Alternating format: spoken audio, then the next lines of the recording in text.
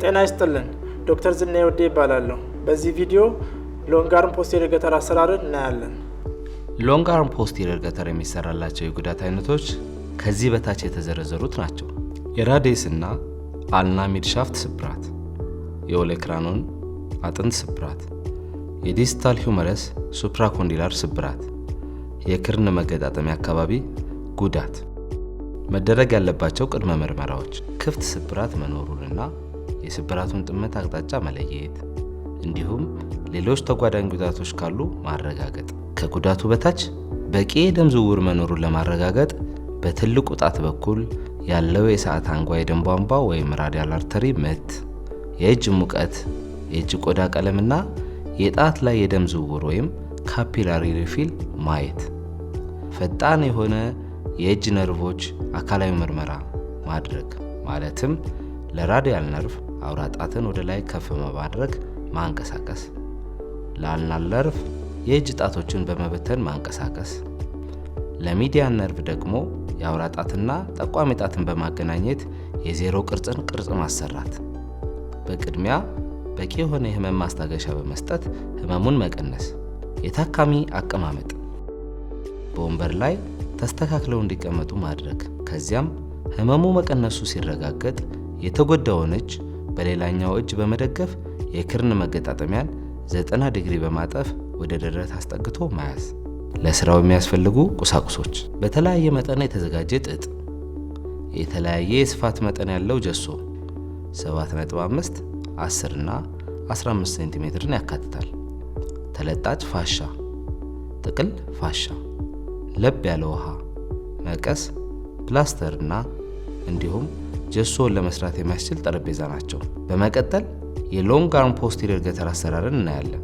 በምንጠቀመው የጀሶ ስፋት በታካሚው ዕድሜና ጉዳት በደረሰበት የአካል መጠን የሚወሰን ሲሆን ለዚህ ክንውን የምንጠቀመው ባለ 15 ሴንቲሜትር ስፋት ያለውን ይሆናል። የድጋፉን ርዝመት በመዳፉ በኩል ከታችኛው የመዳፍ መስመር እንዲሁም በጀርባው በኩል ደግሞ ከመዳፍ አጥንት መገጣጠሚያ ወይም ሜታካርፖፋለንጃል ጆይንት በመነሳት እስከ ላይኛው የክንድ አጋማሽ ድረስ መለካት።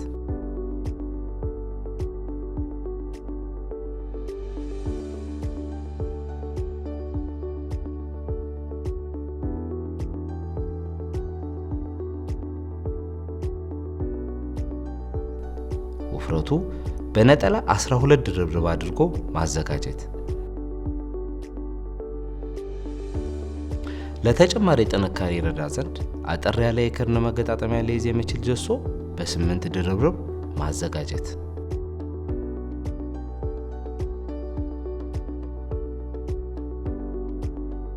የተዘጋጀውን ጥጥ ጫፍ በመያዝ ለአውራ ጣት የሚሆን ክፍተት በመፍጠር ጣቱን ማስገባት። ከዚያም ከታችኛው የመዳፋችን መስመር ተነስተን ግማሽ በግማሽ በመደራረብ በአጠቃላይ 2 ድርብ አድርጎ እስከ ላይኛው ክንድ አጋማሽ ድረስ መሸፈን። የተዘጋጀውን ጀሶ ለብ ባለ ውሃ ውስጥ በመንከር አረፋ እስኪወጣው ጠብቀን ማውጣት።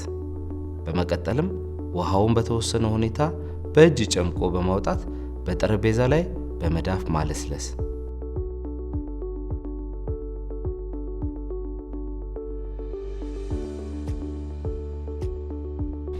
የለሰለሰውን ጀሶ በተጎዳው አካል ላይ በማድረግ የተስተካከለ ቅርጽ እንዲይዝ አድርጎ በመዳፍ ማስተካከል።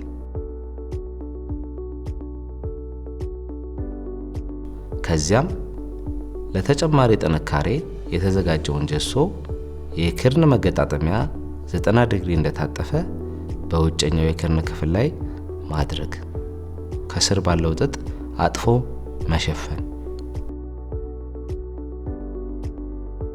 የተለጣጭ ፋሻውን ጫፍ በመያዝ ሳይጠብቅ ከታች ወደ ላይ ከሰዓት አንጓ ጀምረን ግማሽ በግማሽ በመደራረብ ማስያዝና ጀሶ እስኪጠነክር ጊዜ ሰጥቶ ደግፎ ማቆየት።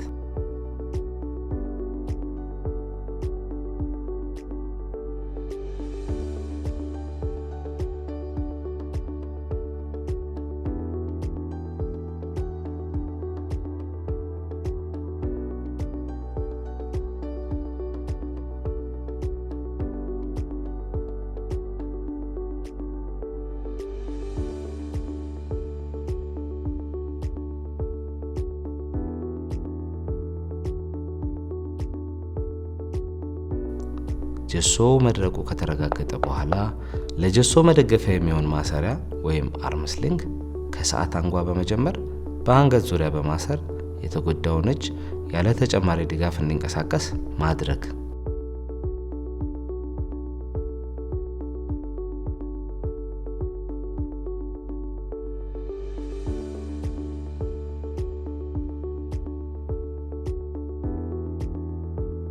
ሙሉ የእጅ ጣቶች መንቀሳቀሳቸውን ማረጋገጥ።